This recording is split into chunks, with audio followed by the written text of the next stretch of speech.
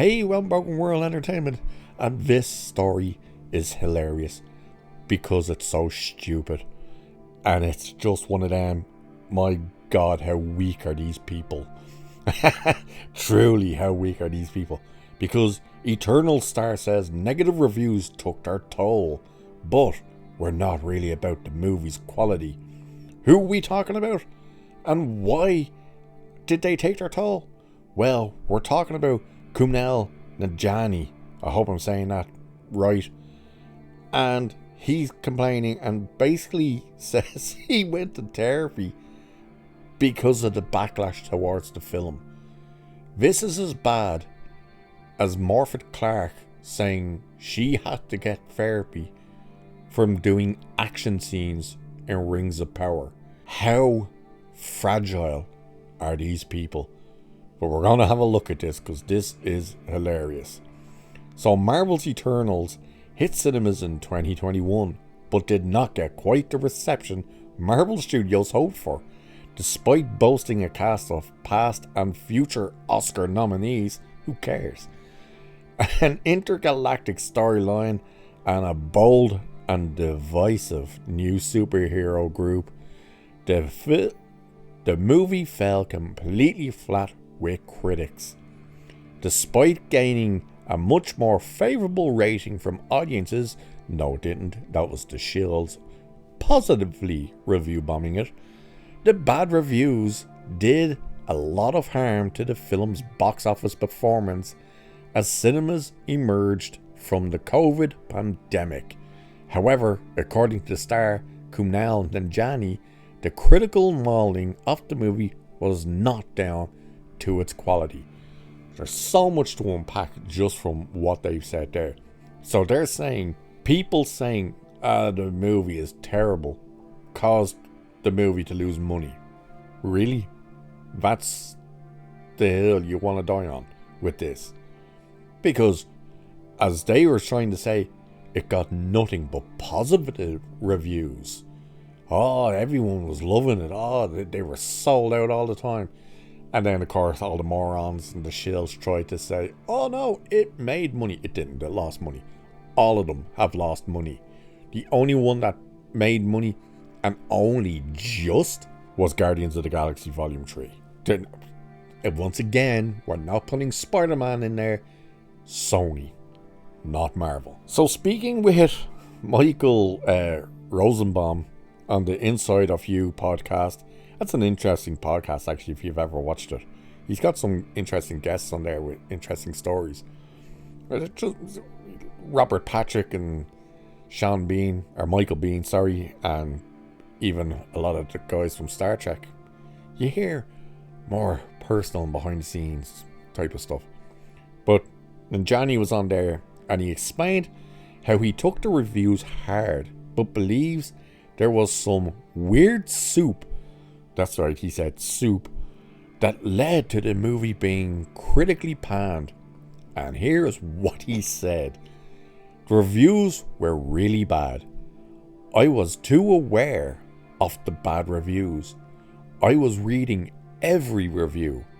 I was checking too much because this thing had become too much in my head. This was also right after the pandemic, so we are coming out after this crazy thing, and I'm like, this is going to be the big coming out party. What? Because you were all gay or something in the movie? I think there was some weird soup in the atmosphere for why that movie got slammed so much. And I think a lot of it doesn't have to do with the actual quality of the movie. It was really, really hard. And it's unfair to me. And it's unfair to Emily. I can't approach my work this way anymore. Some shit's gotta change. First question I have is, who the fuck is Emily? Why is it unfair to Emily? Who the hell is Emily? Is that his wife or something? Don't know. Don't care. But what's got to change? You morons stood on the red carpet and everything that came out of your mouths was diversity. inclusion, diversity, more inclusion. Hell, a little more diversity and more inclusion and representation. And then we even had the one moron say, because there's 2 gay characters in the movie, my God, it's going to save lives. And it didn't. Why did fans hate it? Number 1, it didn't look like Jack Kirby's Eternals because it was the one no colour tone of brown and orange. Where his is vibrant, full of colours. Thor Ragnarok looked more like a Kirby comic than Eternals. And then you purposely went out and race swapped half of the characters, including Nanjiani's character, who in the comics is actually an Asian man, not of Indian descent, of Chinese descent. I don't think he's fully Chinese. I think he's in around that area, but that Asian, not Indian Asian. That's what you pushed, so it was no wonder it was going to fail. Plus, everyone just pointed at it and said, it's boring as shit. So much so that a celestial is popping out of the goddamn ocean and has never been mentioned since. Yeah, good work on that one. But he went on to talk about like, oh, it's so terrible and blah blah blah, and it's not fair, they hurt so much, and flat out said he basically has a therapist now to combat his trauma from bad reviews of the movie. Do me a favour, Hollywood people, cry me a fucking river, will you? Jesus Christ. Oh no, they said our movie's terrible because it actually is. Oh no, I need therapy now. What? This is insane. Your movie sucked. You promoted it as diverse inclusion, representation.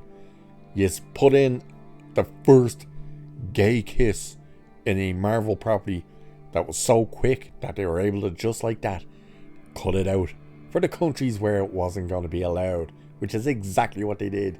So it didn't have the chance to save lives. How was it ever going to save lives? This movie was a disaster, failed at the box office, slammed rightfully so by everyone, and now the cast are coming out 2 or 3 years later at this stage to say, oh, it's not fair and I need therapy because of it. Grow up. Good God, please grow up. Ugh. Anyway, with that, I'll leave it there for this crazy story. So, cheers, and I'll catch you in the next one.